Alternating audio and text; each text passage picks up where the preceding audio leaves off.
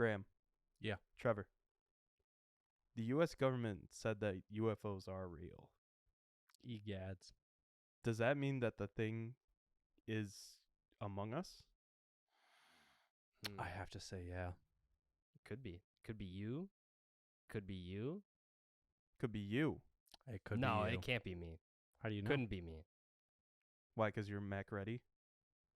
Yeah, I'm the Kurt Russell in this situation. I'm taking charge. It's not me. Not me, man. I feel like that's a lie, but I think I'm the doc in this situation. I'm Childs. No, it's just due to the noose that's hanging right in front of me that you put in. Oh, yeah. Welcome to Relax and Rewind, everybody. This episode, The Thing, 1982. Mayday. Mayday. Anyone hear me? Over. This is U.S. Station 31. You read me? Found something in the ice. We need some help down here. Can anybody hear me? We found something. We found something. We found something.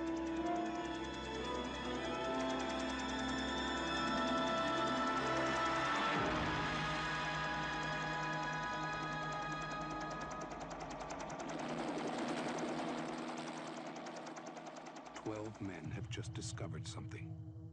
For 100,000 years, it was buried in the snow and ice. Now it has found a place to live. Inside. Where no one can see it, or hear it, or feel it. I know I'm human. Some of you are still human. This thing doesn't want to show itself. It wants to hide inside an imitation. It'll fight if it has to, but it's vulnerable out in the open. If it takes us over, then it has no more enemies. Nobody left to kill it. And then it's won. You guys gonna listen to Gary? He can beat one of those things!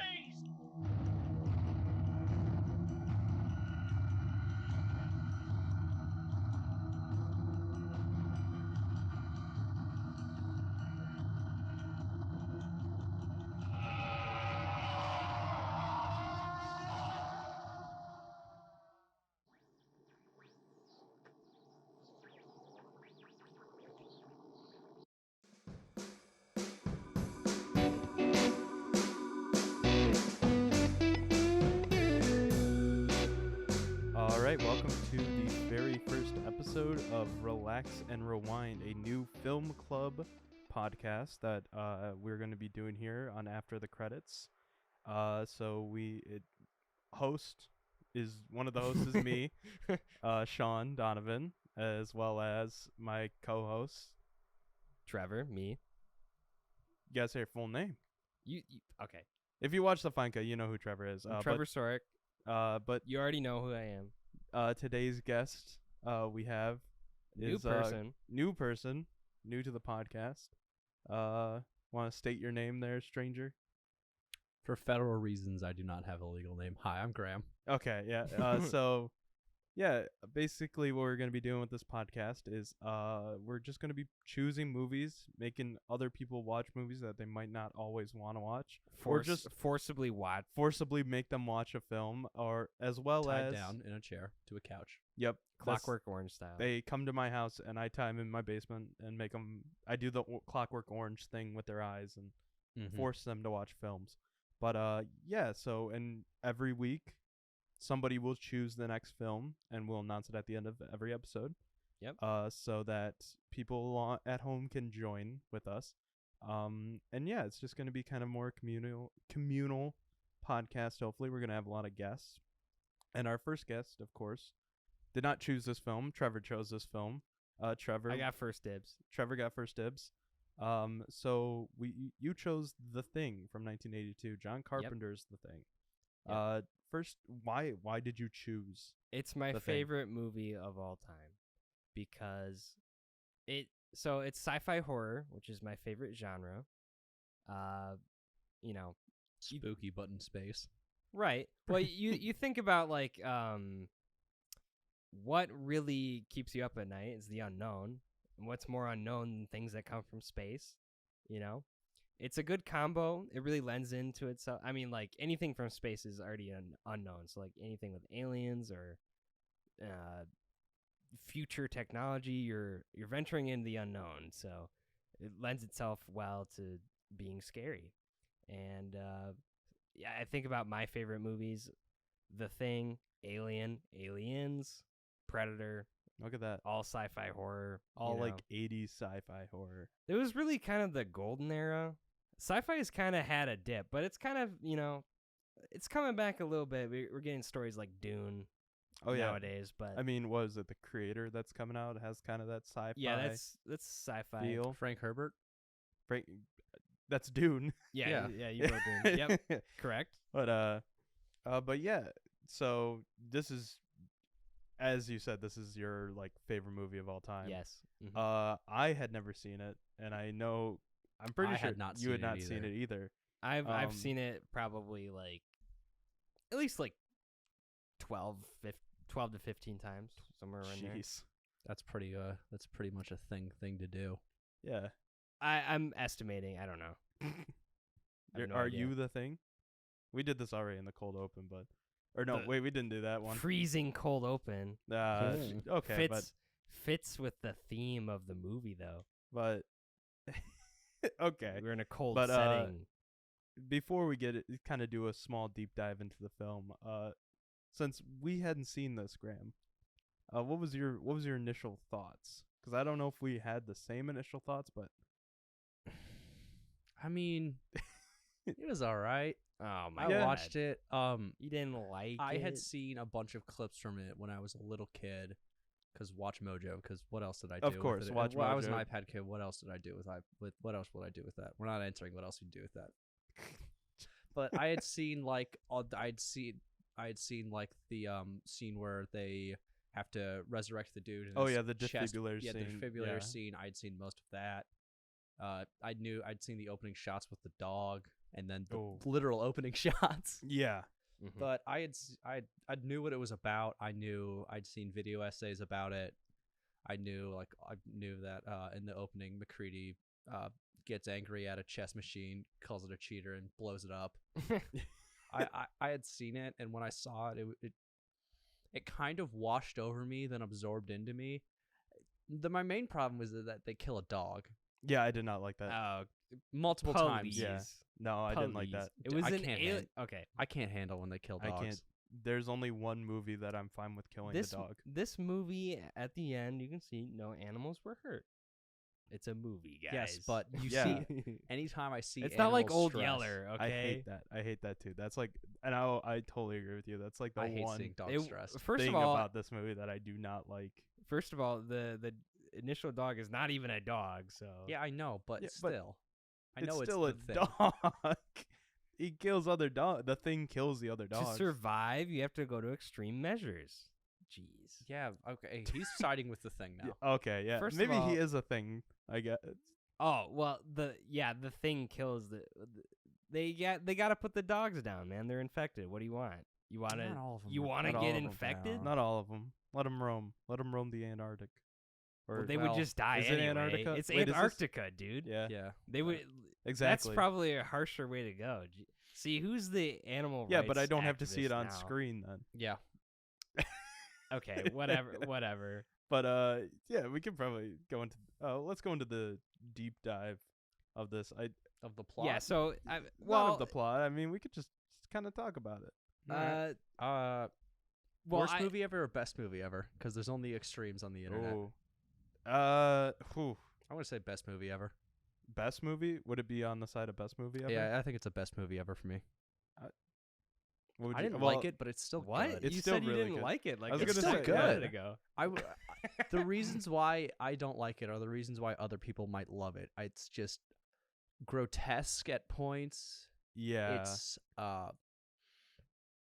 oppressively anxiety inducing, Nihilistic. incredibly nihilistic. It's It- just stressful at points. Exactly. This is why you go see movies. I It's know. What, to out of be your sad? It does It's what it out of your comfort zone. This is the king of all B movies. Is it though? Is it? Yeah. Would you consider this a B movie though? Because like Nah, B it's movies, not a B movie. It's not a B movie. It's a B movie that's been elevated to an A movie. Okay, I don't that's think it's a fair. B movie. I get what you're saying there. It's been Like- elevated. It's going beyond the genre almost. That is true. I just realized that I hadn't even Well, and the fact that it's just a slasher film. well, it's It's based, not a slasher film though. the thing that There's made me more to realize it. that I had not even like introed what this movie like director or anything is because this is based on a short film or not a short film, a short story That was then adapted that into was a then movie in to the adapted 50s. a movie in the 50s. Exactly. Yeah. But yeah, no, The Thing, it came out in 1982. It's directed by John Carpenter, with a screenplay by Bill Lancaster, and it's based on the book or short story Who Goes There? Yes, by John W. Campbell. So, John Carpenter, as a young man or a child, I don't know, before 1982, he was a big fan of The Thing from Another World, And I think that's the Which original is- movie. Yes. the original movie based on Who Goes There. That's in Halloween. The kid watches it when Yes. Chrissy Yes. babysits him. Mm-hmm. So there's a lot of carryover from that movie, including like McPherson in that movie becomes McGreedy in the 1982 movie. A lot of the events from the 1951 film are kind of essentially what happens to the Norwegian camp in the 1982 movie. Okay. You're just giving us the brief history now. Yeah, Yeah. I am. Okay. I had some notes. So like, there's a bit with the blood bags. Like, that's a key element there. Yeah, they're trying in to test. both movies. It's used as a plot device there. So that's something that carries over. The 1951 version was like the alien was kind of based on plant life, which is kind of funny because I- it's completely different. I actually kind of like that though. And it's more of a Frankenstein kind of Yeah, because it kind of like thing. just Yeah. Yeah, because the scene they show in Halloween, it like they open the door and they go "Whoa!" and they shut it. Yeah, it's a man. It's just a. It's basically just a dude. It's a dude in a suit. Yeah. Yeah. Well, yeah, that's well, I think that also kind of that actually I think is a good thing to describe it to describe what you said that this is a B movie elevated to an A movie Mhm. is that in that B movie it's A man. a man in a suit where this is like actually pretty good prosthetics At and some point, it is a man. like- At other well, points, it is an amalgamation yeah. of nightmare fuel and But- hellfire. It's a but lot of like different even then things. it's like even the prosthetic of the man looks good. Like it for 1982 it still like looks holds up. It holds up very well. I disagree about holding up. The texture on it's pretty obviously like synthetic, but the look Yeah, of but, the like- design of them is fantastic. Well, yeah. But I like Like the way We'll that get into that. We'll get into but that. would you rather have had this been like really shitty like 80s CGI? oh no, that they did that, and that's Like- the thing. 2011. Exactly. Like yeah, I would Uh, rather have That's a seen that. can of worms too. God, that I mean- production is a nightmare. Just speaking to where John Carpenter was coming from. His first film was Dark Star in 1974, and he wrote that with Dan O'Bannon, who's a guy who went on to write parts of like Alien. Alien ended up boosting sci-fi horror as like a genre quite a bit, and that actually helped Carpenter get the gig to make The Thing. So it's kind of cool how that worked out for him. Yeah, so this is like kind of coming back around to his first. Yeah, Well, because isn't this also his, like, John Carpenter? I think on the IMDb it says that John Carpenter has said that this is his favorite movie of his. yes. So yeah, I could see that now, especially with that little fact that this kind of is a full circle moment for Mhm. for like the team that he worked with. Did he do Halloween 3? No, I No, don't- he didn't. I don't think so. Well, speaking Or no, did he? Hold on, I'm looking this up. You can go on ahead. Well, speaking of Halloween, from 74 to 78, he did a couple different movies, but Halloween came out in 78. Mhm. And that's really what put John Carpenter on the map for a lot of people. And then enter the 80s, and that's when Carpenter and the Kurt Russell era begins. 1979 is when they first worked together. Yes. We're With- escaping on- from New York. It Well- was an Escape from New York. Can you tell me what they worked on before? It's Uh, very famous. So right before The Thing, he did The Fog. Was it The Fog? He did not work with Oh, Kurt Russell. Elvis, right? Yes, the TV movie Elvis. Yes. Never heard of that. Yeah, that was the first time that they worked together. Was on a TV movie about Elvis. Did Kurt Russell play Elvis? Yes. Interesting. 78 Kurt Russell as an Elvis. It shows Yes. the range of Kurt Russell. Yeah, but right before it, basically, he does Elvis, the Fog, and Escape from New York Yes. before the Thing. Yeah. And so when you talk about the Thing, you got to talk about Rob Bottin. He was the one brought on to do all the creature designs and all that, the special effects. So the movie had a budget of $15 million, Holy crap. and 1.5 of that was just for the creature effects. That is insane to think about. Like, It was 15. Where the hell did they shoot? they Where did shot they in shoot? LA. They shot in LA on like a soundstage. They shot in L.A. and British Columbia, I think. Oh, They Damn. for the parts they did outside, they did like British Columbia and like Alaska, I think. And then they did a lot of it indoor sets on a soundstage that was like kept cool with like a bunch of air conditioning units and stuff. Yeah, Because it's set in Antarctica, of course. because it says here. U.S. I'm Research using Base number 4. Base number 4. I'm using IMDb right now. But to give the illusion of icy Antarctic conditions, interior sets on the LA sound stages were refrigerated down to 40 degrees while it was Me. over 100 degrees outside. Like, just imagine that. Oh, I wouldn't That's want to think of insane. the sets. You're 40 degrees outside, and then you have to get up in all this winter gear. And then the second you want to pop outside for a smoke, it's 70s, probably smoke inside. But if you go outside Yeah. for anything, you'll just melt into a puddle. Yep. But also, Rob Bottin. Do you know the age that he was when he did this? He was pretty young, right? He was 22. Yeah. Christ. 22. I got 1 year to do what he did. I know, exactly. I'm So- like, damn. He also did a Werewolf in London, right?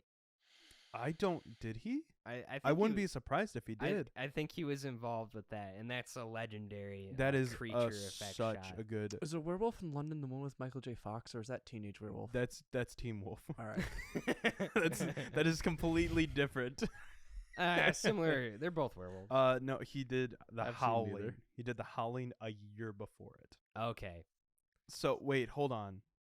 This guy had been working since like he was 16. He was an uncredited assistant makeup artist on Star Wars: A New Hope. Yeah. So like, Yeah. bro- At one point, they did rope in Stan Winston to help with a scene as well. damn. I was going to that's ask crazy. if Stan Winston had any fingerprints Yeah. lying around He- here. Well, he did. That's He had most of insane. the scene with in the dog kennel was That- Stan Winston assisted. that would make yeah.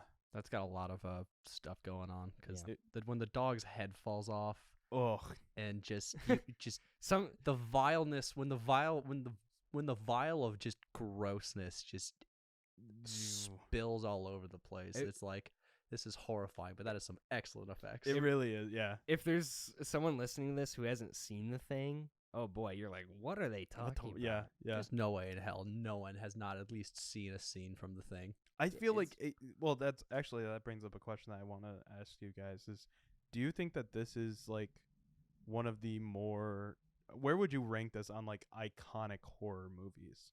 Because I think there's like the defibrillator scene is probably one of the top 25 most iconic horror like not kills but definitely horror. Scenes, Scenes. effects. Oh yeah, I would put it right up there. Well, Like- for me, it's my favorite movie. Well, yeah, I was so gonna say like I'm you a- have. I'd put it like top 5. Like What would you say? It's probably up there in the top 10. I don't know Like- if it gets podium, but it's up there. Its cultural relevance still lays around because every Christmas I always see the meme of "Merry Christmas, wish you were here," and it's just the scene of all of them outside. yeah. I think this movie has the cultural impact where like there's still a lot of people who don't know like the source of the theme or the idea, Mhm. but it's something that's based off the thing. Yeah. Specifically John Carpenter's Well, I version. think like, and I would say that like a lot of this, not to bring in like cultural relevance, but I do feel like this is one of the very first, not very first, but it definitely feels like one of the biggest kind of like like imposter films. Like you had those. I thought you were gonna say Among Us. I was gonna say Among Us, but I'm not gonna. The fall Among to, Us game like- is based like- on this movie. Because like if we I look mean, at like is. yeah, really, this is like if it was instead of a base, it was a space station. Among Us is like Alien and The Thing mixed together. They're even like exactly, but like even then, I think like this is very much a, especially since like the thing can turn into anybody. This feels like one of the very first ones where it's like anyone around us could be a killer, but there is something bigger at this, bigger Speaking at stakes. Speaking of it can be anyone, this movie stars Kurt Russell, You're just going into the start. Keith David, Wilford Brimley. Yes. Wait, what? Yeah. Wilford Brimley. Did you not know that? No. Did you? Who does he play? He plays Blair. The one that we'll get to it. But he's the one that he's like Fuck. he's the one that goes insane. Oh, he plays Doc. No, not the Doc. doc, not the Blair. doctor. Yeah. Blair. Yeah. That's He's the one on the Brimley? Yeah, that's Wilford Brimley. Holy fuck. Most people just know him from the diabetes. Diabetes, commercial. yeah, but Which is kind of sad because he's a good actor. he is. Clearly. He's a chameleon Richard actor. Dysart is in this movie. Richard Mazer, Charles Hallahan. I feel like when we get to like the little awards, I want to talk about the actors because like there's a lot of people here There are a lot that of is very- like people in here. genuinely like crazy. Very good performances. But all around. but like I'm looking at some of our notes and like I did not realize the thing was not well received. Oh, that's okay. Yeah. Well, Was a well, critical bomb? big time. So was it? people Is that made just gonna be the theme? All people- of our first 3 episodes are just stuff that just fucking bombs. They kind of are, yeah. people clown this movie when it came. So this came out in 1982, like right after E.T., which is like a family-friendly, happy alien movie. When did E.T. come out? I feel like E.T. 1982. Really? I've never seen E.T. Yeah. man. The Damn. same year. It was like a couple weeks before What the thing. what the hell? Hold on, we gotta talk about. You've never seen E.T.? I like my Spielberg collection is entirely Jurassic Park because I'm a Michael Crichton fan. Jesus Christ! All right, That's very limited though. Spielberg has done. Anyway, amazing stuff. Yeah. Anyway, E.T. is about a happy alien, and then you got like this nihilistic, depressing story on the other end. Ennio Morricone did the Yes. score to this movie, and people were clowning it for being like really, really simple. Well, going back to the IMDb trivia, it said here that some of the unused tracks from the thing was used in The Hateful Eight, which is like one of his Morricone's last scores that he did. Yes.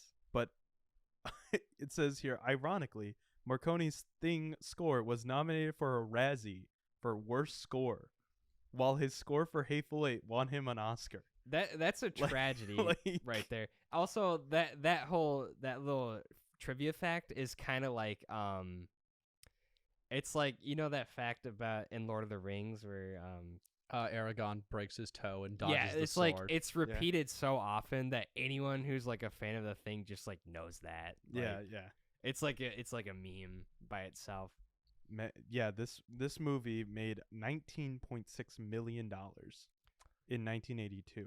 Okay, it did make his budget back. It if you made go its by. budget back, but if like you use it di- marketing, just double the budget. yeah, it's not. But it didn't make any like, and it made only 4,000 internationally. Yeah. It was an So isolated movie, which is Really, fitting because yes. this entire movie is The- just about isolation.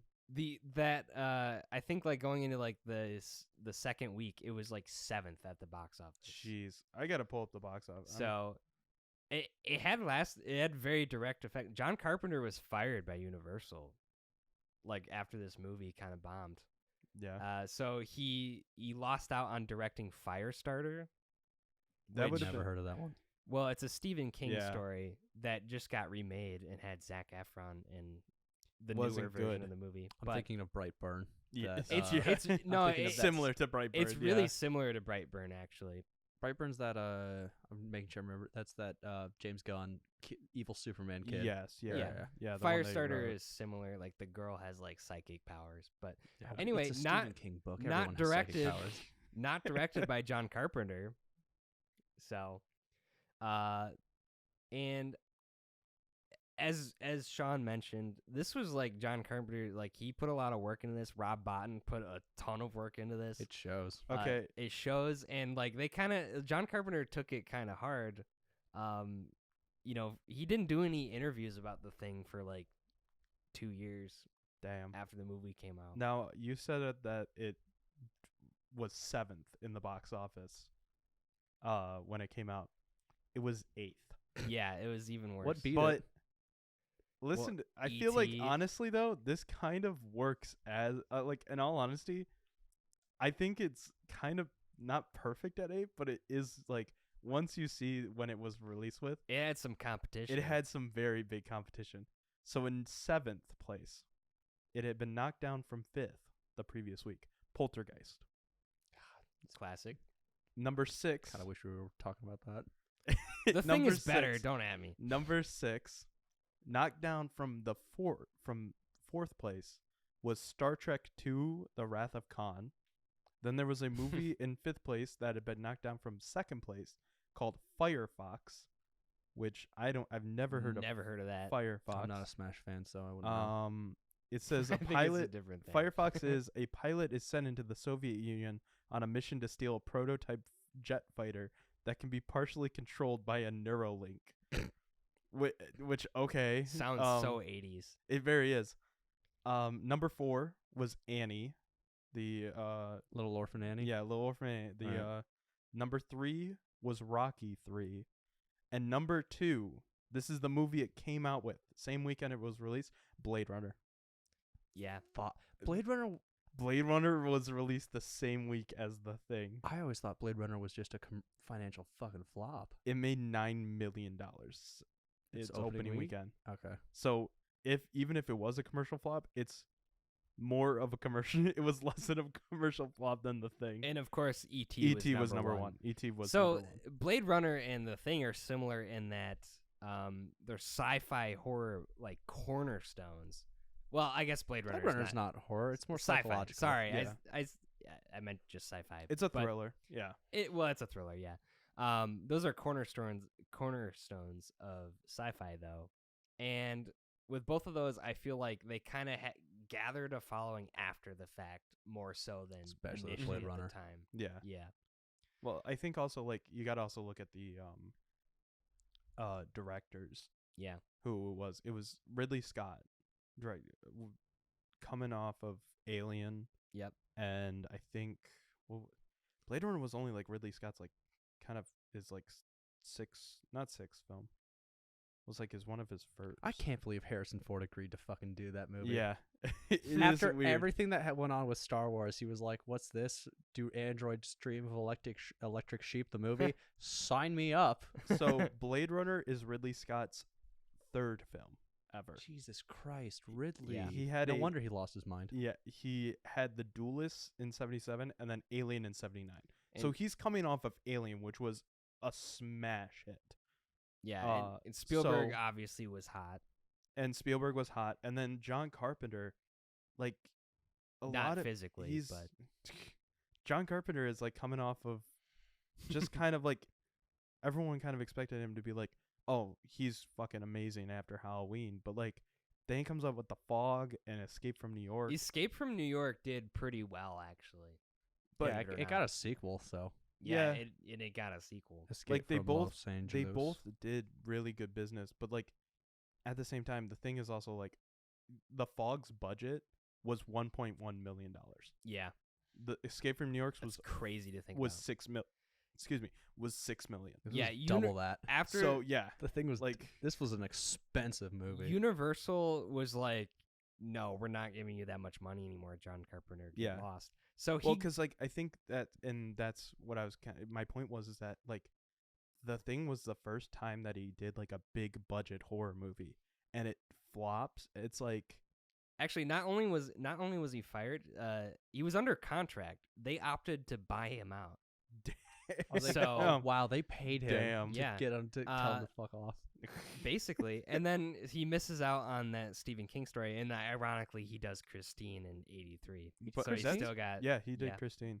John Carpenter, like, Did he do They Live as yes. well? Yes. Yeah, John Carpenter He is did like, that one later, though. They Live rules. John Carpenter to me is like such a cult icon now. Like everyone, when you say John Carpenter, everyone knew who the fuck John Carpenter is. But like back then, it was like, he's the Halloween guy. Yeah, so it really lets you marinate in the horror. It shows you some gruesome effects. You know, It's pretty vile at points. yeah. If people were coming out of ET and they go to see that, oh boy, they probably were not having fun. If you look at a lot of the reviews from that time, a lot of it Yeah. speaks to how gross it is, and it is. God, it's Oh pretty yeah, gross. definitely. We're recording this out of order, so I watched Speed Racer before watching this, and Mm-hmm. you know, it's a very, very different feel to watch this like super fun, upbeat thing, and now I'm just seeing a dog's head fall off, split in half. Yeah. It's growing tentacles everywhere. It's just this vile, disgusting thing. And even at the end, where it runs underneath the where they use the little stop motion and it eats the plunger, and it's just got this tentacles, and it just opens its head, and it's like giving birth to a dog. It's just proper vile. That's what's great about it. But a lot of people, I think, understandably, didn't like it. It's at the not for time. everyone. It definitely isn't. The movie doesn't really. It kind of just drops you in there too. It's like, all right, they're dealing with an alien who can shapeshift now. Oh, we don't know And- that. Well, Starts off you just learn. a dog. You learn that from the first gruesome scene, and then like, yeah. Well, when they throw no one's expecting that The worst to happen, scene. right? The worst scene. it is the worst scene in my as far as like because gruesomeness. it's They just kill dogs in that scene, man, and you hear Yeah. dogs yelp. oh and that. dogs stressed. Seeing dogs stressed Oh. out, just I don't ugh, like that. I don't like, it. it It's at an all. excellent You're so scene. protective over these dogs. Well, we sorry. like They're dogs. actors, Okay. okay? They- Speaking of dogs, That the- I will admit that dog actor though. that was the best dog it acting really is put the to best- film. It is the best dog Oh acting. my ever. god! It you can even just tell it. They somehow gave a dog intent It really yeah. when they just cut to it. Like when they just cut to the dog watching them leave from Oh. the base. It's like, oh, this thing knows. This thing knows that it's gonna fuck some shit up. Yeah, like, it's the- so good. the dog does such a good job of acting like there's something wrong with it, like there's something off about it. And the dog's name was Jed, by the way, lived 77 to 95 Damn. and had 4 acting credits. Jed the dog did, including White Fang with a young Ethan Hawke, Let's go. which This is pretty awesome. That is pretty. That yeah. No, that is like the one of probably. If This- we were ranking animals in films, The most seasoned Like, dog acting. Is that of the all one where time. the young Ethan Hawke has the dog that can talk to him in his mind? Probably. maybe I don't know about. 'Cause there's haven't- one like apocalyptic movie with a psychic dog. that is not. White- White Fang is not an apocalyptic. White Sorry, Fang. but someone else. White Fang also had a couple sequels. Yeah, it had. I think it, and then Jed came back for those. Jed was in the White Fang series and The Thing, and that's it. But Jed the dog is probably That dog The can greatest- act. it that really dog can. is a better actor than some people. Honestly, like when people say do not work with babies or animals because they just will be complete and utter hell on earth to work with, this dog, I would work with this dog. What you do is Like- you break out the summoning circle and you resurrect this dog for this shot. Honestly, yeah, the Jed might be the MVP of this movie. Honestly, most valuable like dog. the MVP, The MVD. MVP. Yeah. But actually, before we go into the awards quickly, I wanted to ask you guys, do you know what the Norwegian passenger? Speaking of the dog, do you know what the Norwegian dude is saying? No, but before we get to that, I'd like to say the true point of the movie is that the Norwegians are terrible shots. That dude has shot after shot after shot, and all he goes is like, Yeah, he to the really left, does bang. shoot. Yeah, and then he starts dropping grenades 5 feet from away from it. He blows himself up too. Why does he Yeah. try to I know what'll stop this grenade? Snow. yeah. No, I think. Well, I think Tries to cover it up with snow. I feel. He's, I don't he's think trying to grab I the think he's pin trying again. to. I think he's no. That's- I think he's just trying to like grab it to throw it, but he's wearing those big bulky like snow gloves. You'd be They able to just can't, scoop like- and just go. I mean, it's a grenade that like you let go and then it explodes, right? So like he's trying to grab The it. pin's again, already out or- because he already pulled it. Yeah, the and then pin's. he goes, he rears back to throw it, and it just kind of falls out of Thump. his hand. Yeah. I want someone to put like cartoon sound effects over it, like. There was a stock sound effect somewhere. No, it's when McCready punches. Yeah, Same no, I dude. actually do. There's just a boom, boom. there's just a stock sound effect. I Hey forgot man, about you that. gotta. Cut Well, the yeah, corner you gotta. somewhere, Yeah, right? exactly. But going back to the Norwegian passenger before we go to the awards. There's some fun in- facts I want to deliver too. but- Okay, well, you want to let's deliver them now. Go on ahead. Okay. Trevor's Uh, fun fact corner. Hit us yeah. with some fun. I'll Well, be the this judge is, if they're this fun. is my favorite movie of all time. Okay. That's Is not that a fun fact. That's not a fun I fact. was gonna say. I didn't say that was a. Well, it is a fact. but This that's is not, Trevor's fun you're, fact corner. You're I am- overriding. You're not letting me finish. I will be the judge if they're fun or not. All Trevor's right. fact corner. Let's hit it. Let's go.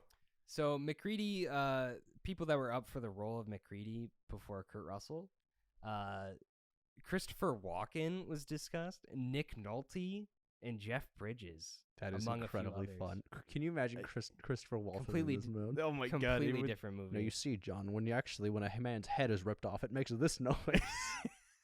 Yeah. I think I honestly feel like out of all three of those, I think Jeff Bridges could have done the best. Yeah, Like, Jeff Bridges is pretty much Kurt Russell. Like, he's got a Kurt He's Russell Michigan Kurt archetype. Russell. yeah, pretty much. Yeah. Archetype. Yeah. And then something else.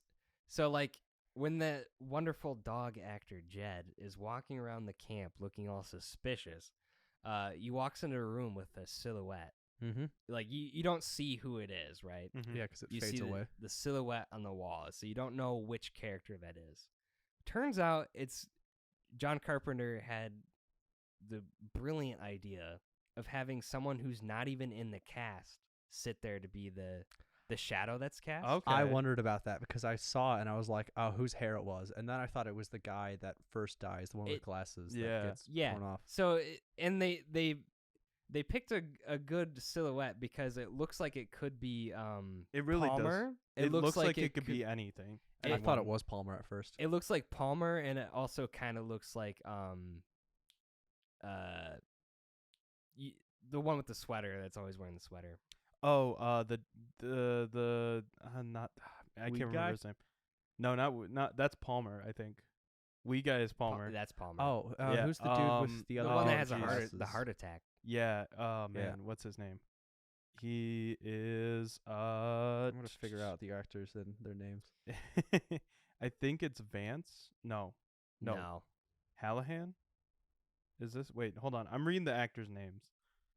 Norris. It's not Doctor. Norris. It's Norris. Yeah. Yeah. IMDb is weird. The silhouette looks like it could be Palmer or Norris, and Yeah. that is brilliant because you're trying to figure out who has the alien assimilated. Yeah. And also the guy who stood in for the silhouette, that was the stunt coordinator. His name is Dick Warlock, which Okay. is an incredible I feel like name. you just wanted Richard Warlock. What a name. Those parents knew what they were doing. I just wanted to mention his name. I'd marry that man just so I could change my name to There- Warlock. honestly, yeah. and just Mr. and Mr. Warlock, you're goddamn right I am. And just whoosh. Warlock's an awesome name. What It can is. I say? Premium name. There's a lot of small details in this movie that are amazing. For example, when Windows has the keys for the access to the blood bags. Mm-hmm. Yeah.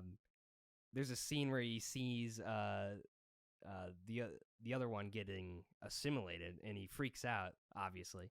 So he drops the keys, but John Carpenter does not show you this. You just hear the sound of the keys hitting Yeah, the floor. Okay. Yeah. That's yeah. So that is awesome. It's like it's show don't tell, but also like sound without telling. Yeah. And I mean that's just an incredible. I mean that makes this movie. It I really- think, there's more layer. You have to watch it. You might have to watch it more than once. Oh yeah. to notice all this these is little this details. is Consistent. this is a very like one of those very and this goes back to the whole like mystery, like me asking a question, is this one of the first like big stakes mystery movies? Because a lot of those mystery movies from like the 50s and 60s, like, oh, who killed Caroline in the dining room? It's like this small thing, but like this takes that very small setting and almost adds to this huge, like makes this stakes like outrageously big. It's terror in isolation. Exactly. Yeah. Despite the cast, no one feels more alone. Like there's that opening shot where the cook is playing I forget what song he's playing. He's playing Superstition by Yeah, Stevie he's Wonder. playing Yeah. Superstition, and we just get shots of Superstition playing in the background with no one else there. Yeah, Yeah. it's And the whole time I was just like That's yeah, it that's is- the it only gives you use this, of like, creepy. That's the Yeah. only use of music besides Ennio Morricone's score. yeah. Um, It's gonna make some award. It's gonna make one of the awards kind of obsolete, but it's Yeah. fine. And a great example of foreshadowing is if you can understand Norwegian. Yes, the we never got into this. yeah, I was waiting for his fun fact corners. Those were pretty fun facts, Well, by the way. I'll be the judge of that. They were fun. But the Norwegian, what he's saying is, quote, "Get the hell away. That's not a dog. It's some sort of thing. It's imitating a dog. It isn't real. Get away, you idiots." I mean, yeah, he's correct. So like that adds to the whole John Carpenter thing of like the not show don't tell, but like because a lot of movies would have that Norwegian subtitled, like something like that just Yeah. to ruin it. like that's so brilliant that it's just like we don't know what the hell he's saying, but like obviously like, and it also gives a lot of the actor a lot of credit where he's like it's obviously like he is doing a lot of acting for that to portray like the fear of this like pretty cute dog. I mean, it's right there. It's Yeah. in his grasp because Yeah. we see it. They kill another one of a part of the thing when they there's that. Well, they burn that split face Yeah. Yeah. face nightmare fuel. I have Yeah. I have a question for both of you since this is like the first time you watched the movie. This is right? the first time I've seen the thing. So I always operated under the impression watching this movie that when the thing splits off and like assimilates multiple people, like there's more than one thing, right? Okay. I always thought of it as working as like a hive mind, like they're working in tandem to survive, Huh. right? But if you read a lot about what like things that John Carpenter was saying as he was making the film, it's almost like one thing might be an alien and not know that the other one is an alien, adding an extra layer of like paranoia and tension. Oh, And so that like just kind so, of blew my mind. So basically, what you're saying is like so there's two things, and Yeah. one of the things doesn't know that there are two things. So when Right. a thing splits off, one will understand it's a thing, and the other thing will not know where it came Until- from. Right. So like if you think about the scene where they're all tied to the couch. Yeah, and the Yeah. blood testing. Yeah, like Palmer knows that he's going to get caught, but he doesn't know that he's the only one there at the same time, you know what I mean? Okay. He doesn't know when I don't time to strike is and like attack someone Yeah. because he doesn't know if the people he's tied on the couch with are also infected. I think You it's know a what I mean? hive mind Okay. thing that when it splits off, regardless of how big of regardless of the size of it splits off, that it will always try to protect itself, and that even when it splits off, it still views itself as like that is part of me. I will protect it. So I mean that's how I operate. 'Cause that's with the I blood, also when they thought do it with was the Yeah. blood. It immediately goes like shrieks up and goes right back to him. well, yeah, it's been caught at that point, right? But if you read like what John Carpenter was saying, like as he's developing film, it's like, that is not clear. Like the alien might not know which one of the other cast members has been infected already, which is I- an I extra like- layer. I really do like that idea. When I first saw it, I didn't think of that, but I actually I kind of want to rewatch it now and think have that thought. It's like, could Childs, because I know Childs is not the one that's Childs and McCready are the only ones that are technically survive. Yeah. But I would left like out in the Arctic. yeah alone. yeah. But like would it be, because I was going to ask this question, and I think we can get to it at least right now quickly. It was going to be, who do you think, excuse me, who do you think is the thing at that point? But with that like little thing you brought up, it would be really interesting to throw in that wrench that they're both the thing. Yeah, well, Like- you think about the ending scene with Childs and McCready. They're both feeling each other out because you think like, oh, well, we followed McCready most of the time. We know he's probably human. And he's feeling out Childs to see if Yeah. he's the thing. But at that point, both of them could already be infected. Exactly. It could be for naught. You know? It might not matter. I think it's better if you have no idea. Well, yeah. I think being, it works as well as it is, where it's just like these two men basically are looking at each other, have guns pointed at each other as they're actively dying.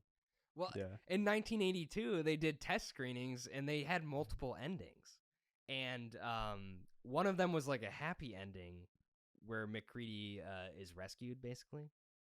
But, you know, John Carpenter decided to go with the ambiguous ending. Yeah. 'cause I think it's- it works way better. It's I the think best it works ending, a lot better. but test audiences hated it. Yeah, that's Wait, yeah. it's ambiguous. I don't understand. Maybe that's also like that. Also, might be a reason why it kind of got low box office because like That's you know, another reason. You know, it's So- like, what was the point? I don't get it at the end. Yeah, A lot of people had that But, kind of thought. yeah. I think They that's just don't understand. they really don't. It adds so much. It adds a lot to. They didn't really. You know, at the time, people didn't appreciate it. Yeah. You know. I mean, if I had to describe the thing in one word and all of it, it would be terror. And that final scene just encapsulates their terror of it just being like they're waiting to die. Because Mhm. at that point, they know that if it gets out into society, do they know if the world's doomed at that point? They're I in. would- They're in. they do say that Antarctica. it's like Yeah. they say if it gets out. Yeah, of yeah, the because it's trying Antarctic. to it tries to freeze Yeah. itself back. Yeah. So So, they're They're trying. He's trying to keep it on the continent. They're trying Yeah. to kill it. Yeah, they're trying to kill it. but yeah, I think we could probably take a break here quickly, and then we'll be back with the quick little awards. A word from our sponsors that we Don't don't touch have. we that don't dial. have. Yeah. All right. Welcome back. Time for the awards. I hope you bought all of those ads. We don't have. I any don't ads. even know if there's ads on this, honestly, don't know. but yeah, so what we're gonna do is this is definitely like an homage to another podcast that I listen to that I dearly love, and they do awards. Podcast is called The Rewatchables, but they do awards for all the movies. So I thought, for this one, let's do some let's do some awards for this as well. So I have a list of the awards, and I want to throw it to you guys as well. So the first award that we could that we're gonna give out to this movie is best scene, and here are what I have for the nominees: the Norwegian base, the Oh crap! Yeah. Norwegian base search, the Thing's first appearance with the dogs, Blair's freak out. Wilford Brimley's best. Yeah, I think that is like honestly that encapsulates Wilford Brimley's acting honestly in this. I thought that was great. Benning's death when they're all just kind of standing around Yeah. watching him burn. That is like iconic. You got to have the iconic defibrillator scene. Then the blood sample test. I think I think the start of that scene would be like when he ties them all up to about the very end when Gary tells him to like that he's safe. I don't want to spend the rest of this winter on this fucking couch. Yeah. I think that's where it end, I'd Yeah. say. And then the Thing explodes and Mac and Child's ending. That would be my last scene. Do you have anything else that you'd probably nominate as like a scene? When Maybe finding the UFO.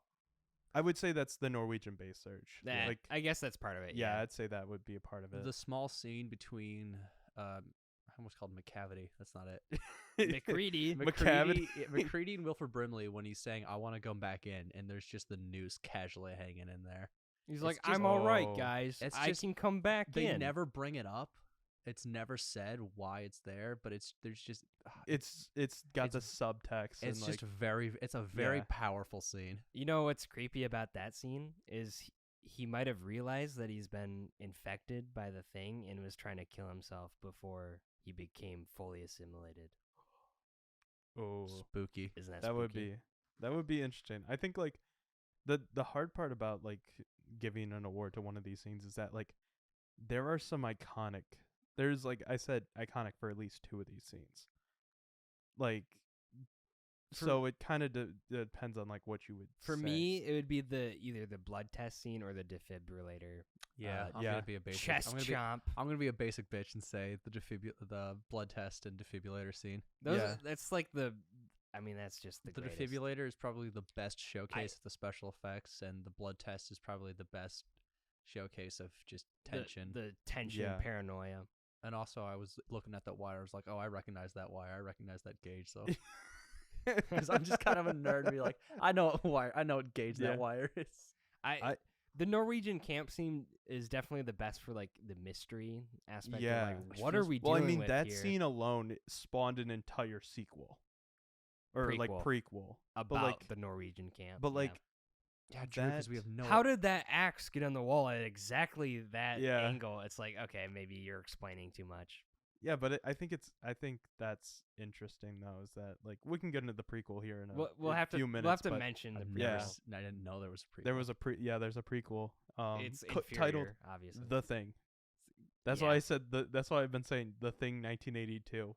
There's yeah. also the Thing 2011. Yeah, there's I thought I was also John Carpenter's The Thing. I think it's well, just John- it's That's how you can distinguish the Yeah. 1982 one. John Carpenter's The Thing. yeah. But I would yeah, I would say I would have to go with the defibrillator scene. I think It's just amazing. it's iconic. It is, I like, very I would iconic. nominate the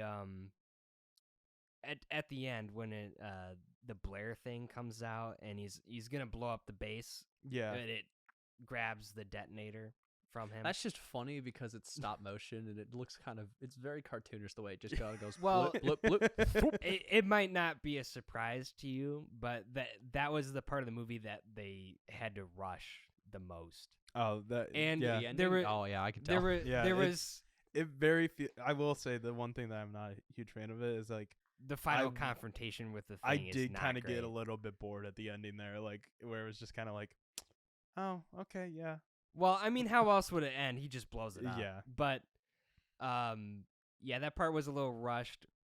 I do like how you see that it's amalgamated, like it remembers all its Yeah. previous Yeah. forms, which Mhm. is great. And it Um, opens up and gives birth to a nightmare dog. You see the you see that's the, a dog I would kill honestly. Then. you yeah. see the dog thing again in there too. Yeah, What does John Carpenter have against dogs, man? I He Who- must he be a probably is, cat like- person. Hey, yeah I was gonna say yeah. to make an omelet, you got to break some eggs, or Oh in my this God. case, dogs. Dogs aren't eggs. But Yeah, that's chicken, Real but- dogs were not harmed, so we're all good. Yeah. So I'd say I so- would nominate the Blair confrontation as probably the worst scene in the movie, just Re- because it's so quick and you're like, oh, I was expecting more. Damn. You know what I mean? Yeah. But you know, the yeah. ambiguous ending makes up for it. So Yeah. So I'd say yeah, defibrillator scene I think we can come on yeah, in agreements for. blood sample is right. Yeah, I right up. think the blood sample is like second. Honestly, it's Switch for me. Is there even a bad scene in this movie? Yeah. In my Yeah. opinion, no. We're not gonna get into that. So the next award is Best Actor. So an actor or actress in the movie that was the best, and I have 3 nominees for that because I think these are the 3 like if we were to say main characters, these are the 3 main characters. So Kurt Russell as McCready, Keith David as Childs, and Wilford Brimley as Blair. I would say it's Wilford Brimley as Blair. I would say Keith David. Really? Yeah. Okay. I honestly was gonna not to say like, oh, this is my pick, but like I'm surprised you guys aren't picking Kurt Russell. Well, I Like- mean, Kurt Russell is a star. He's a mega star in this Yeah. movie. He's so awesome. I He's think peak- Wilford Brimley has to do more. But that's exactly what I was gonna say. I was gonna be like, I honestly think Kurt Russell's kind of just like, Kurt Russell's like- got some great. There's some great moments of just yeah, like 12 Angry Men just shouting matches that like feel real. There's some great just shouting in this movie. yeah. But If for if anyone feels like Kurt Russell's performance in this movie is like understated or something, you got to keep in mind we're dealing with a bunch of isolated men in an Antarctic research station. Kurt Russell doesn't like people, and like his character is McReady doesn't like other people. Yeah, his first thing he's doing is drinking alone and playing with a computer. Yeah. He basically has become the leader because he doesn't trust anyone. That's why he's kind of put himself as the leader, you know what I mean? So when you think about that, you kind of get why he's like, he doesn't blow up like, you know, Wilford Brimley's character, or he's like in between. He doesn't. I think he Wilford plays Brimley's character is the only one that truly knows the extent of what happened, could happen. Yeah, and that's why I think like that would be my pick. Is honestly Wilford Brimley is like kind of the best of this. And also, he's really good. I mean, everyone's good in this movie. Yeah, but I would say Wilford Brimley because like that freak out is like something that is just. Of course, it's not as iconic as like, you know, Let's Get Nuts. Yeah, it's nothing as iconic as that, but like, it is very much like this is his scene, and like he kind of takes it over there for a few minutes. Gary, wait a minute, wait. Childs, go around to the map room door. Talk to him. Go. Get a table from the lab. You think that thing wanted to be an animal? No dog making 1,000 miles to the coast. No, you don't understand. That thing wanted to be on. Still gets out. It can beat everything on the face of the earth. And nothing. Okay, Blair. Come on, man. You don't want to hurt anybody. I'll kill you.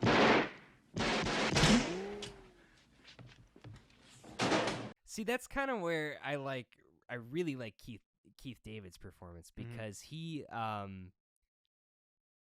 says shit from no one.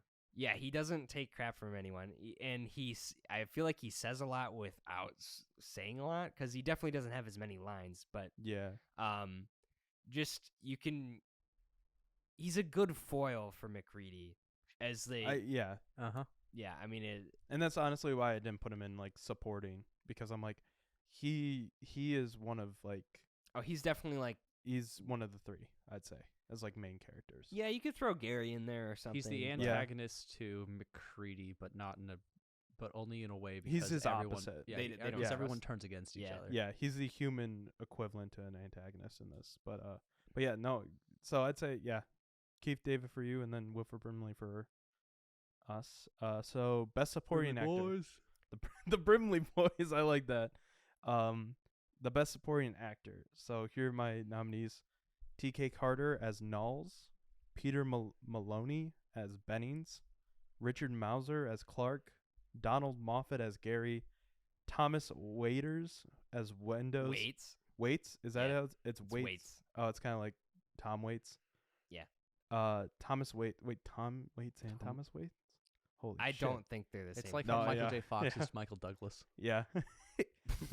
Thomas Waits as Windows, and then Jed the dog.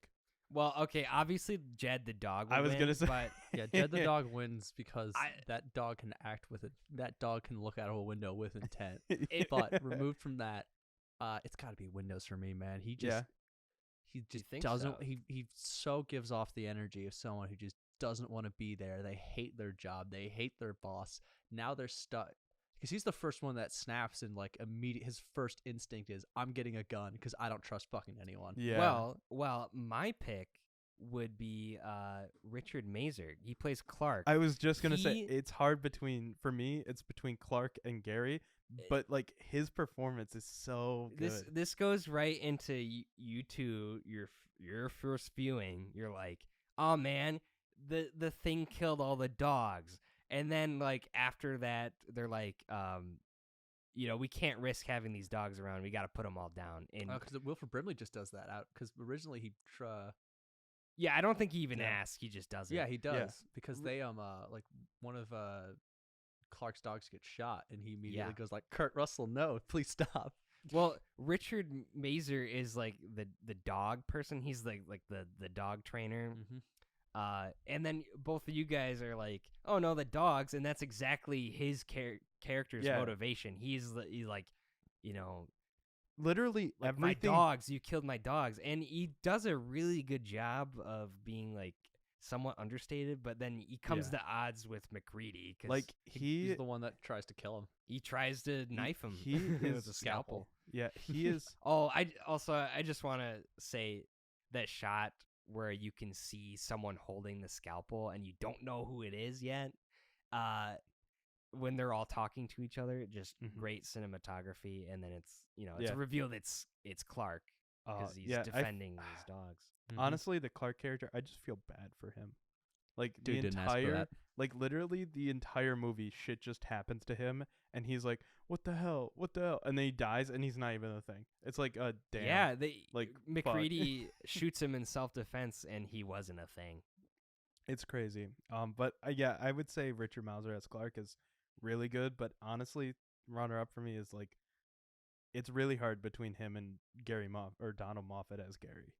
Because like Gary, there's like a few scenes with Gary that I'm like, I'm pretty happy with him. So like, I'm sorry, this is my favorite movie. I gotta like chime in on everything. I feel like Gary is kind of like, his character is kind of like a throwback to the 1951 version of the movie. Okay.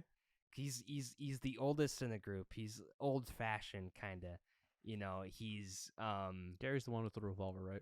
Yeah, he is the sheriff. Yeah, basically. He's the one that says tied to the fucking couch. Yeah. I feel like his presence kind of is some kind of connecting thread to the 51 version of the movie. Okay. And I think Carpenter did that on purpose. Let's ask him. John? He just stayed so man. Hello. Yeah. He's not here right now. We didn't bring enough microphones for John. Next time. Sorry, John. He's sitting in the corner. But you just hear like a muffler. No, shut up. I don't know if what I said is true exactly, but it feels right. So yeah, at least that's what I get from Gary's character. Oh yeah, no, Gary definitely feels like he's like. He feels like a throwback. He feels like he's from a 1950s sci-fi thrown into an 80s nihilistic.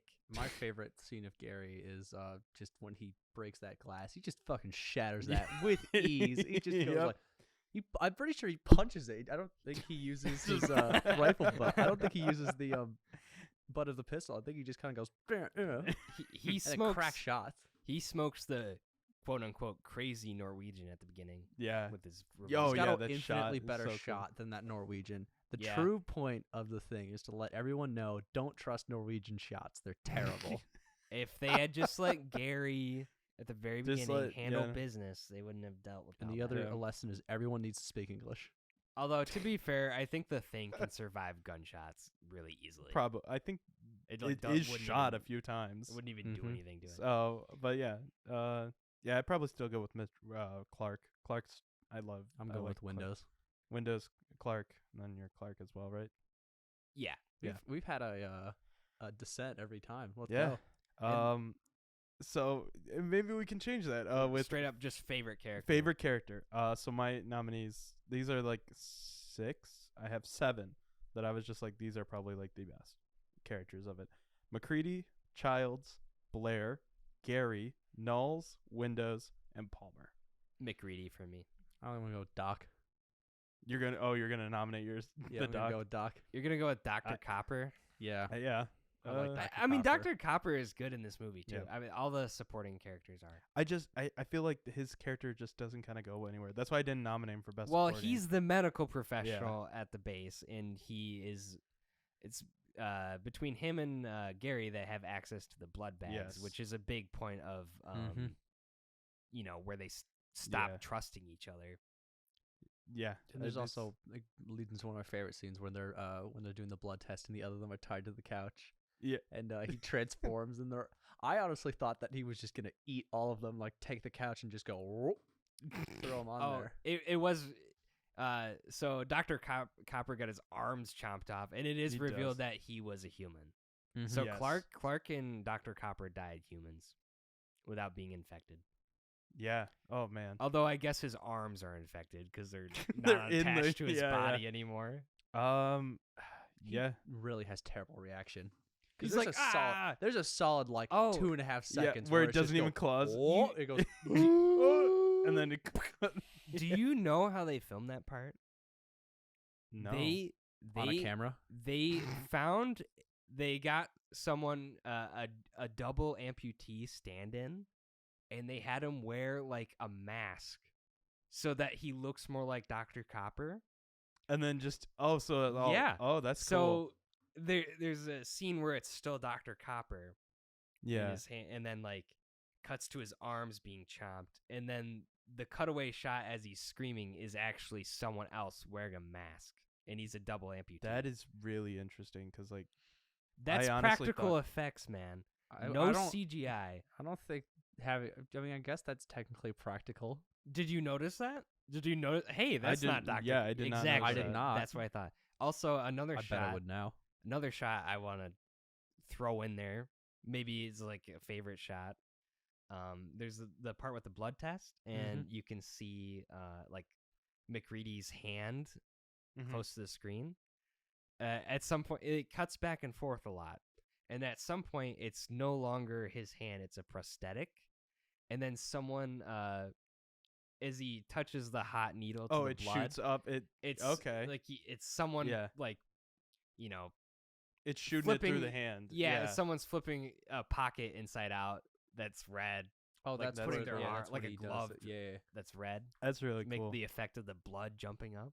that Isn't This that is, like, awesome? this is like I think I'm gonna definitely- change my opinion on this movie. This movie does actually kind of fucking rule. Thank Yeah, you. yeah, Thank yeah. you. Now, the more I think about it, this movie, I think it was just the dogs dying just upset me. Yeah, if so you get much. past the dogs, it's like If it's you can get actually past really You, good. that. I'm you didn't connect with Clark like the most because of that. No, I did, but also I was just kind of mad at John Carpenter for making me watch dogs suffer. Yeah, I would Alright. agree there. There was that one Oh, dog it- that this- was. Well, trying to I'm fight sure that's away. why a lot of Oh people my God, hated the it. fence. I was like, oh my God, I'm that like, fence. get I out, was get like, out, go, yeah, go, go, please, free, please. free, yeah, free. Yeah. I'd probably have to go with McCready as well. Honestly, McCready's mean, just kind of cool.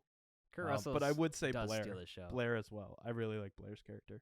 I wouldn't say, Um, but I like Blair's character. I 'cause think he's an interesting character. he figures out what's happening and he decides to destroy all their means of escape from the 'Cause he has Antarctic. to. He has to, Because he though. has to Yeah. to save humanity. I would like to point out that computer simulation that he runs. How the fuck does he program that? Yeah. How does No, he that's- program that with visuals Yeah. and text all of that? There's no way in hell he could have done that within the tab. He's just- Basically, the only reason that's in the movie is because John Carpenter was kind of pressured into like having a thing that like just flat out explains the mechanism that the alien it works does by. make it. That does. He feel needed like that bit of something- exposition, and that scene is played so slow and with like no music Yeah. too. That it does. Maybe feel that's like his a scene. protest. I for mean, having even when that it in zooms there, down, but- you can see that he's got a bottle of Smirnoff. Yeah, I was gonna say the Smirnoff. Yeah. I also like how Wilfred Brimley's character like touches the alien corpse that they find at the Norwegian base, Doesn't the he touch it with the pencil, pencil? Yeah. and then he puts it to his mouth, so it's like, oh geez. Oh man, he does. Oh yeah, and then that's he was weird. infected. I was about to say And he's then not he- infected. And No. by the end, maybe he was infected more slowly because he like ingested Oh, part of the thing. that's weird. That would be Isn't that interesting. weird? That would Yeah. be a weird thing. Another layer. Damn. This movie's got layers, man. Onion of a So, movie. The next award, best line, best piece of dialogue from this movie. Gary. Oh, Hold on. Gary Hold definitely on. has a nominee. So I have 5 here that I think would be fun. I'm gonna read from the bottom up because Trevor over here is stealing the first one that I put. Yeah. It's Child's. Well, what do we do? And then McCready saying, "Why don't we just wait here for a little while and see what happens?" It's a great And that's line at the reading. very end. yeah, that's the end. The way he delivers the line is awesome. It's so good. And then right as I put this in because it just shows McCready as such a fucking badass. When he's right about to test his blood, he goes, "Now I'll show you what I already know." It's like, damn, Yeah. he's so fucking cool. And then also right before he kills the thing, the thing fuck roars. you too, buddy. Yeah, he just yells, "Yeah, fuck you too." It's Great so one-liner. good. Not It's such a exactly good- clever, but Oh yeah, but it's Even such before that, he does a weird little roll. Like Yeah. when he jumps down there, I noticed that. I was like, "What you doing that roll for, Kurt?" yeah. got to make it more cinematic. And then Clark's Clark, when he is alerting the team to the kennel, he goes, I don't know what the hell's in there, but it's weird and it pissed off. And Yep. whatever, or I don't know what the hell is in there, but it's weird and pissed off, whatever it is. Shout out to Fuchs for dropping the "Who Goes There" line in the movie, which is the original story. And then I think this might be our full-on winner, honestly, and that's why I read it last. But Gary, when his blood test comes back good, he goes, I know you gentlemen have been through a lot, but when you find the time, I'd rather not spend the rest of the winter tied to this fucking couch. Yep, that's my winner. It's so good.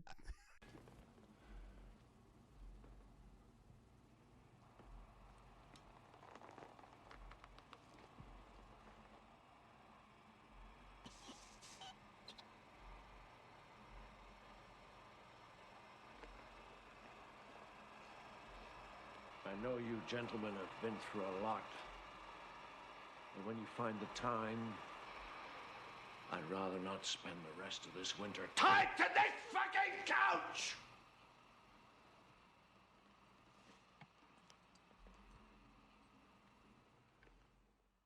So passive aggressive. Honorary mention, I'd say also Palmer when he sees the spider head crawling. yeah, out, and he he's goes, like, "You gotta be fucking kidding me." Yeah, Yep. It's so good. But yeah, no, Gary's that line reading is so good. Like it just I might be the best acting in the movie. It really is, because it's just like he sits there and he's just like it's so Hey, like when you've got the time, yeah, please could you fucking untie me. I'm yeah, gonna kill it's you so all. good. So I think that's the ultimate winner. I think we can all agree with that. Ding, ding, ding. There we go. agreed. And then best piece of music. There's only There's one song only in this one movie song in this. besides the score. Very superstition. I would give it to that. I It like Superstition. Wins by default. The Wins- best way to yeah, win. pretty much. Yeah. But now, I totally forget. Like watching it the last time, I totally forgot that was in there. yeah, it is. It was watching One of it the best was shots in the movie. Yeah, Yeah. It actually is, because the dog is slinking around all creepily. I mean, it's just even called. I was like, oh, funny John Carpenter, very superstition. Superstition. Yeah. Yeah. It's a banger track to be put in there though. But Dark Side of the Rainbow. What's another song that you would like put in here? Because I have a feeling that I would honestly put like I feel like something like very Trent Reznor-y would kind of go well in here. Kind of more like, Or borrow from John Carpenter. Even the theme to Halloween would fit. pretty ooh, good in yeah, this actually, movie. yeah. I'm gonna go literal and say Brain Damage and Eclipse. Just Dark Side of the Moon, just like the final two tracks of Yeah. Brain Damage and Eclipse. that would be kind of interesting to be like. The lunatic is in my head, and then the Actually, That triumph. Actually, at it the end turns would out- be interesting, kind of cool actually. It turns out if you play Dark Side of the Moon in the thing, they sync up perfectly. Dark Side of the Thing. Yeah, I I like don't know that. about Thing side of the moon. Things The dark you thing gotta on put the moon. so basically what you have to do is you have to make that triangle, the line is a human hand, and then the rainbow is Palmer's hand or is Benning's hand from like when he's Ew, look, gross claw hand. yeah, I think that'd be kind of cool. And then this one when I told you, it got a laugh out of you, but the Norton to Ruffalo Hulk Award, which actor would you want to replace in this movie and with who? Man, I love everyone in this cast. That would be so hard for me to pick. I wouldn't want I to. would say if we were to recast this, who would you put as like McCready then? Like Besides Kurt Russell? besides man, Kurt Russell. Who has that Kurt Russell I would. vibe enough Ooh, to if play? we were to recast this, I think my instant think is Oh God, why am I blanking on his name? You got to get Russell Crowe as Dr. Blair. No. Ooh, I actually kind of like Russell Crowe as that. Maybe. Russell Crowe has kind of gotten a little more, a little more wider than he used to I'm be. thinking like So like Zeus, Thor, yeah. Love and Thunder, kind of fat. yeah, yeah, I think that would work. But It's an interesting choice. now I do want to put this out. If this came out in 1982, and we were to Who else was around recast at the time? McCready, I was thinking David Um, Hasselhoff. No. Just kidding. I was thinking Martin Sheen. Martin Sheen would be good. Really? Have you seen him in Apocalypse Now? I can't I think imagine it him would be with long interesting. hair. But I was thinking, what if we got like a Harrison Ford? Another Har- Apocalypse Now. Kind of like an asshole-ish, but like Kurt Russell knows what to definitely do. has a Han Solo. Didn't or Kurt Russell Harrison try out Ford for it? kind of vibe? for Han Solo. I thought Kurt Russell did. We don't have to know right now. Yeah, we don't. I can look it up. Harrison Sounds right in Ford- spirit. I I don't know if he was famous enough at the time. Harrison Ford? No, I mean Kurt Russell. Kurt Kurt Russell, Russell like- wanted. George Lucas explicitly wanted unknowns. Yeah, which wouldn't make sense though if Kurt Russell was in it because he was in those Disney movies in like the late 50s, early 60s. He was well known. Yeah, so he wouldn't have been. I would think honestly, I would go with Jeff No, I'm Bridges. thinking of the guy who ended up becoming Magnum PI. Burt Reynolds. Mm-hmm. Yeah, Is that- Burt yeah. Reynolds tried out for. I think Han Solo. for some No, reason Indiana Jones. I'm getting all my Harrison Ford. My my I think Lucasfilm lore. Yeah. Well, I feel like the setting you need someone who's got overgrown hair, full on beard. They're in Antarctica. Well, I mean, there's I feel like Harrison Ford could have done it too.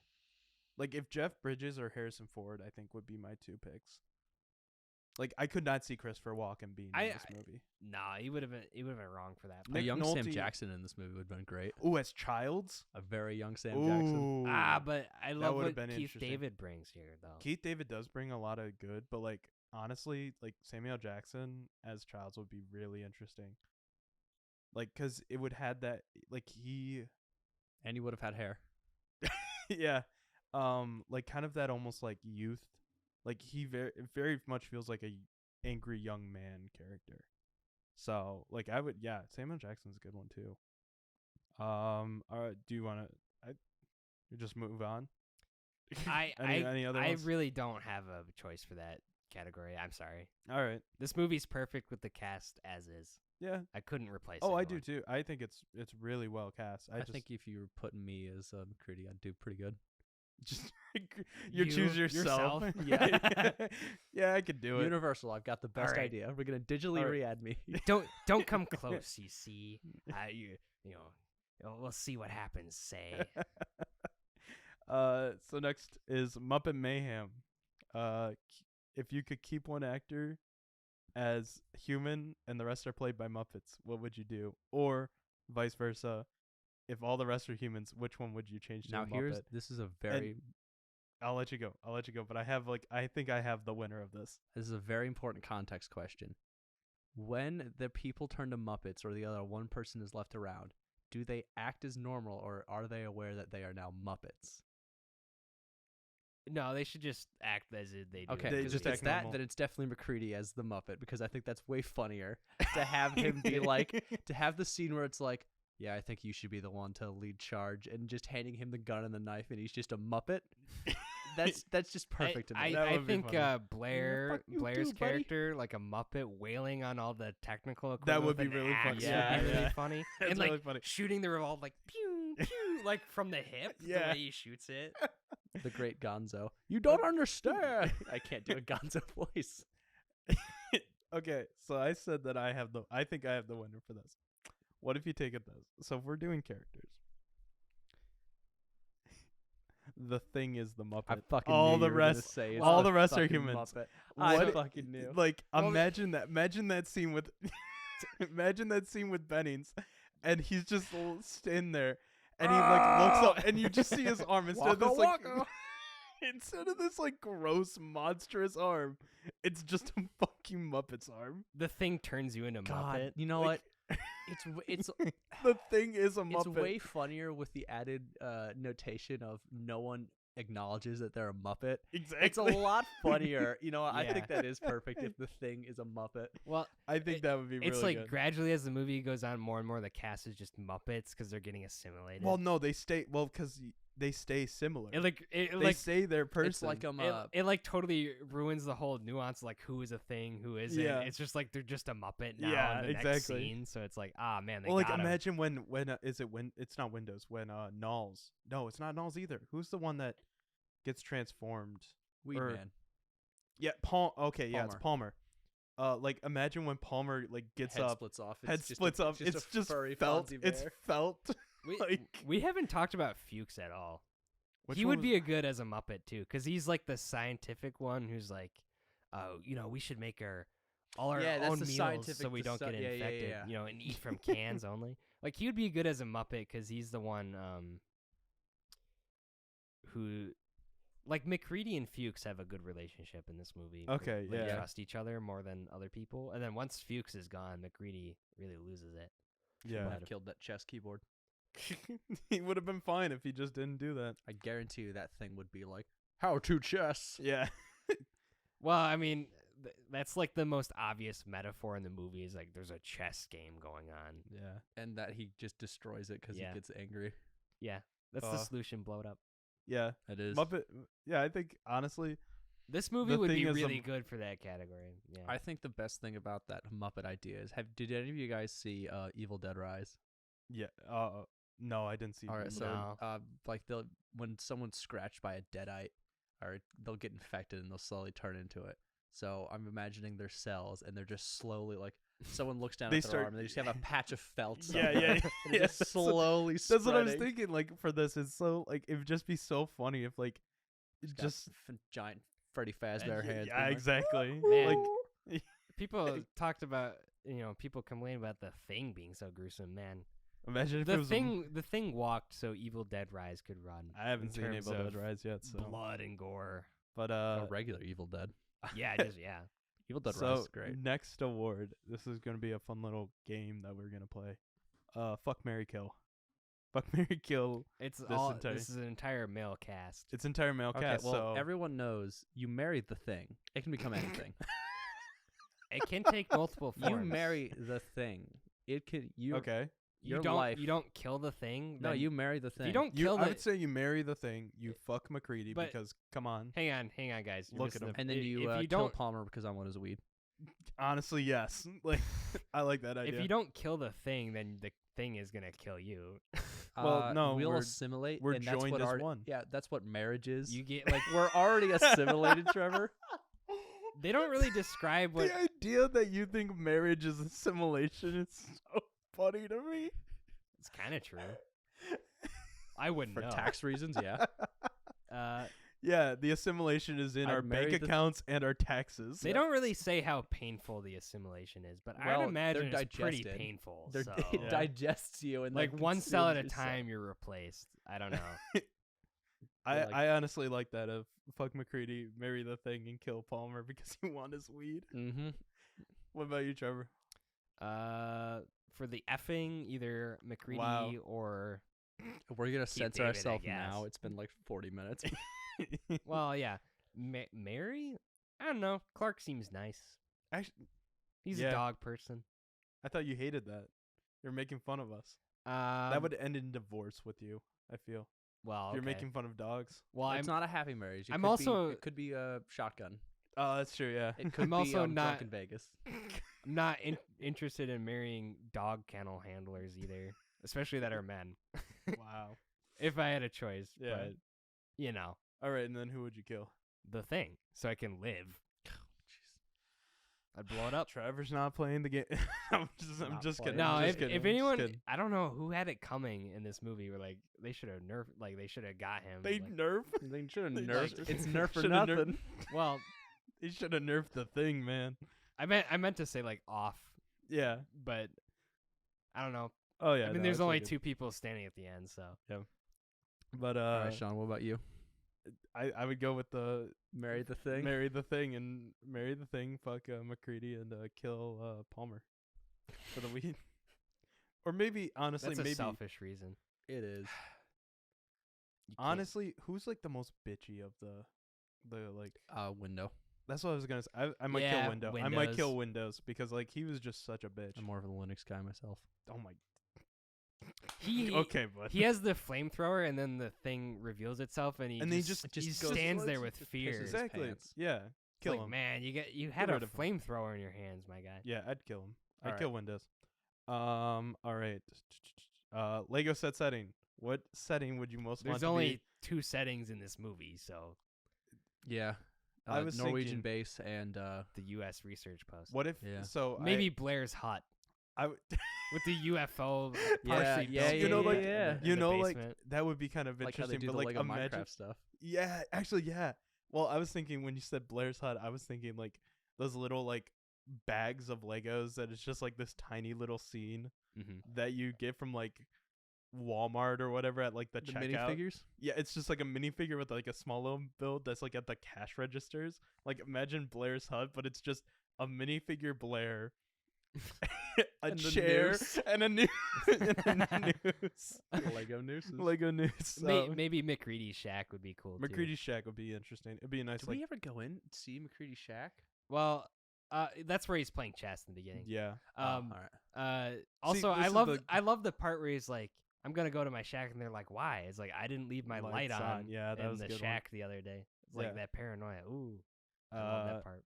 All right, Matt- before we finish, I have to know. Are we? Well, We're almost done here. We have a few more. what do you guys think they do at that research base? Because I have no fucking idea. Yeah, One what of are them's they just researching? stoned all the time. They're probably researching Where like does he ice get his cores and stuff, like you would He's- you well, would do in He's a Antarctica. pilot. We know what he does. He's Antarctica. there because he has to pilot stuff. Yeah, McCready's the pilot. Palmer is. Well, I'm looking at. and who's the Wikipedia. CEO? It's got to be Greg. Palmer's an assistant mechanic. Palmer's as a mechanic. That and makes sense. Keith Davids or Childs is a mechanic. Knowles is the cook. Mhm. So it looks like it's a biology. It's a Biologist? biology Copper's because like the doctor. Obviously. because it looks like it's more like the conditions of Antarctica because we have Norris is a geologist, Bennings is a meteorologist. Then there's 2 biologists on there, Oh, and so that's it's pretty just- much okay. it. So I would say like it's more like General Antarctic studies. yeah, like Yeah. how let's It's a see research outpost. Yeah, Yeah, it's just true. for research. They're you know? trying to radio McMurdo, the real life station, the entire time. Really, it's a real. Well, that's what Windows is the radio guy. So ah he's trying to radio McMurdo, and they can't get a hold Okay. of him because of the storm. Next award, matinee or midnight movie. Midnight, obviously. Midnight. I would say midnight as well. Double feature picture show. I would say watch it with the Thing 1 or not the prequel. Prequel. I was gonna call this the Thing 2. Let's talk about the prequel for a second, because Yeah. Graham hasn't seen it. So the prequel is about the Norwegian base camp, I would say this though. starring watch- Mary Elizabeth Winstead. Winstead. I would say watch the John Carpenter's The Thing first, and then watch The Thing. The prequel is bad, pretty much solely because they replaced all the practical effects. There's a couple of Yeah. videos on the internet of like the practical effects they had with the creature designs that are astounding. Yeah. So this And is the they- thing 2011? Yes. Yeah, the 2011 movie. That's the prequel? That's a prequel. Yeah. Yes. Oh, okay, yeah. I thought it was a remake.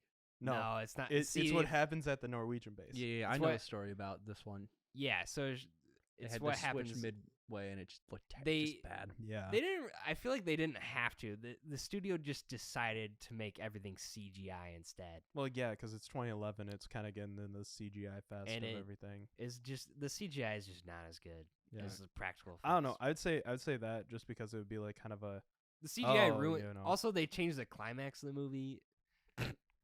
The prequel.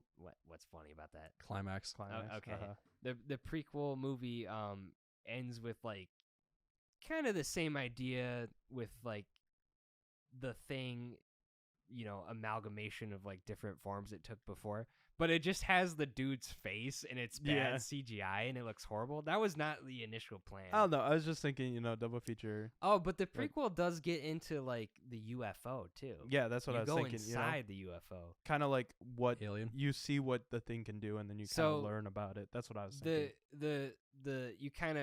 It's kind of revealed that the Thing is probably not the thing that piloted the UFO. The UFO is probably some like alien being that was collecting organisms from different places, and then it accidentally got a hold of the Thing, and then the Thing killed it and Damn. everything on board and took all its forms, Exactly. which is pretty crazy. It would be. Yeah. I would say my double feature would be Halloween 1 and then The Thing. A John nice Carpenter John Carpenter. Do a yeah, alright. do a JC doublehead. Yeah. I mean, yeah. Now that you say the prequel, I mean it. I The think you'd prequel's have, not bad. you'd have It's to watch just it the CGI. last. You'd have to watch it the second. It'd be the second one to watch. Yeah, But It's kind of Any- fun. You get to see how the axe got Yeah, stuck in the wall, exactly. exactly how it is. What would you say? Double feature, Trevor. I would have, if not the prequel, maybe like another similar movie, like Alien. Alien would be a fun one, I feel. Alien's great. Yeah. You're good pairing with it. Yeah. Next award. We're almost done. Would this be better under the influence? No. I don't think think it I would. think you might have a bad trip. Yeah, on you'll this have a one. bad Yeah. time. Yeah. Bad, Start bad, Seeing bad time. eyes in the walls and stuff. Now this is actually one that I want to ask you. You've been asking all of us them. Well, yeah. Shut up. This one I'm most excited to ask. See it with friends or alone? Would it be better alone or would it be better with friends? Ooh, now we can get into a whole discussion of what type of movie friend are you? Are you the type to talk over the movie and be like, hey, this is, throw up the IMDb trivia? It's like, oh, this is like the Aragon sword thing. Or are you the type just to silent? I would just say like just sitting and watch like your own friend group. Because I think it would be kind of fun if like I think it works if best in people isolation. were just like if people were just like walking away from the movie too, it'd be kind of fun. Like they have to go do something else. Like if you're watching this in like an apartment and someone's like, ah, shit, I gotta go do the laundry, and they just leave for like 20 minutes, and like everyone's like, where the fuck did they? It's taking a while. Like imagine They come that. back in Alien. That'd be kind of funny. So like there's you watch it the isolation, you match the setting of the movie, but COVID would have been a horrible time to watch this. It really would have. I think I probably did at least once. But if you see it with friends, you got.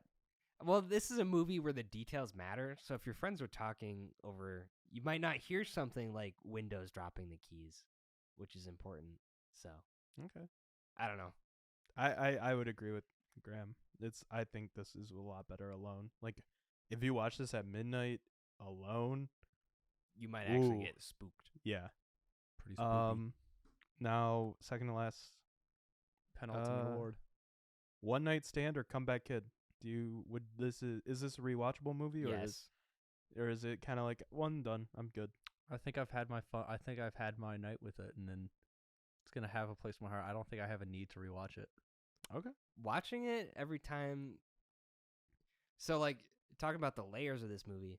Also think about like it is 1982 smack dab Cold War.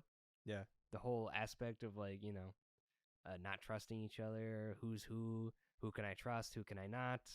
You throw in the whole Cold War possible metaphors in there. There's another layer there. So like I feel like every time you watch this, you watch it with a different lens. You might notice something different, or you're like, oh, you like some detail really sticks out to you, and that's why I keep rewatching it. I'd seen a pretty sizably long video essay about the thing before. I've thing. I've probably So seen all of them. I'm like, I get it. I would say I get it. I'd say this might be a one night stand that will ultimately turn into a Comeback Kid. They watch this every year at Like, McMurdo. That in is Antarctica. insane to me. Yep. Like, but I after like I think this is one It's of those. not always the ones where same it's like, people watching it. But well, yeah, but I think it would be the kind thing of takes them over. oh, you're right. No, but I think it would be kind of like this is one of those ones that kind of like, I wouldn't rewatch it right away. This would be like a 4 to 5 years, kind of in between. Just when you've forgotten about it, watch it. Yeah, This I'd feels watch it like again. I'm meeting up with a girl and she insists we watch the thing. This is like this feels like how I'm going to reintroduce. It's gonna That'd come be back like into the my life. perfect match for me. Oh, Trevor, Yeah. but she is a thing. Well, if she's an alien, then So I you'd marry her rescind- now? Okay. I rescind my statement if that was true. But you don't know that initially, so You never do. Yeah. And then final. What's your rating out of 10? you already know what I would say. I know you said you're 10 out of 10, Trevor. Yeah. I'm gonna get 8.5 out of 10. 8.5. This movie has everything you could possibly want out of a sci-fi horror. Yeah, I'd say an 8. I'd say probably an 8. It's not quite, not quite a 10, but it's definitely very good. The effects are very hold up, and they're very well done. So, yeah, that's pretty much it on the Yeah, that's all I've got on to the say thing. about it. That's all I have to say about the thing. I could talk about it for 4 more episodes. Yep. And guess what? We're Subscribe not. to the Patreon for the extended for Trevor the cut. just Trevor talking into a microphone. I would actually do that. Trevor reads the Wikipedia article on the thing. every Hey, five man. every 5 words he stops and goes, actually, There's a Let me lot edit of that citation. read the Wikipedia page. Actually, there's a lot of interesting stuff. There and is. you Oh, will there's see always that interesting there is a stuff. lot of stuff I said. Oh yeah, too, yeah. But Like But the name yeah. of the title. So yes. the thing. So yeah, the next episode, it's my pick, and I have made them watch. I've made you two watch the iconic 2008 film Speed Racer. Go, Speed Racer. So Go, Speed we'll be Racer, talking go. about that. That'll be the next episode up. So yeah, you can follow me on Letterboxd at _filmworker_ Trevor. Trevzilla on Letterboxd. And I don't think I do Graham, not have you a do not have a Letterboxd. letterbox. You should get it. I've already got a post box. Okay. But yeah, follow After the Credits or follow Relax and Rewind now on After the Credits YouTube channel, and then also on Spotify. Like and subscribe. Like and subscribe. Comment, do you like the thing or not? You know? Comment the order in which you think they were infected. That Comment every yes. I will argue with you in the comments. Comment reasons why we're wrong. Get into Exactly, fights. yeah. Boost the boost the hang Make on. this a algorithm. Hang on. community. Wait a second. What? Did we decide if either of them was a thing at the end? Yeah, we had that discussion. Yeah, we did. Oh. I would say I don't think we came to a conclusive answer though. Which is the correct thing. I think they're both I think human that's in good. the end. I think that's it. That's it. Just that's for the way the to end. just for the record, I think they're both human. At I the think end. the only correct one is to say no fucking idea. All right. So yeah, please check out next episode when we talk about Speed Racer, and yeah, we'll see you then.